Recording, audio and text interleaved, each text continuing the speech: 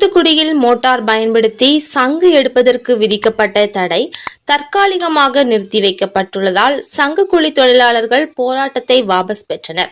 மேலும் அவர்கள் மீன்வளத்துறை அதிகாரியை சந்தித்து நன்றி தெரிவித்தனர்.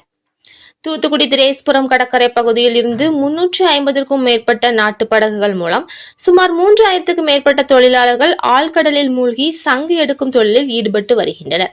பல தலைமுறைகளாக இத்தொழிலில் ஈடுபட்டு வரும் இவர்கள் தற்போது ஆழ்கடலில் மூழ்கி சங்கு எடுப்பதற்காக மோட்டார் பண்புகள் பயன்படுத்தி சங்கு எடுத்து வருவதாக கூறப்படுகிறது.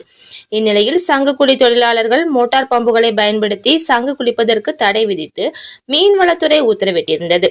இதனை கண்டித்தும் இந்த உத்தரவை திரும்ப பெற வலியுறுத்தியும் சங்குக்குழி தொழிலாளர்கள் காலவரையற்ற வேலை நிறுத்த போராட்டத்தில் ஈடுபட்டு வந்தனர். மேலும் தொடர் போராட்டங்களையும் நடத்தி வந்தனர். இந்நிலையில் சங்குக்குழி தொழிலாளர்களின் போராட்டத்தை தொடர்ந்து மோட்டார் பம்புகளை பயன்படுத்தி சங்கு குளிப்பதற்கு விதிக்கப்பட்டிருந்த தடை தற்காலிகமாக நிறுத்தி வைத்திருப்பதாகவும் மத்திய கடல்சார் ஆராய்ச்சி மைய ஆய்வுக்கு பின் அடுத்த கட்ட நடவடிக்கை எடுக்கப்படும் என மீன்வளத்துறை அறிவித்துள்ளது.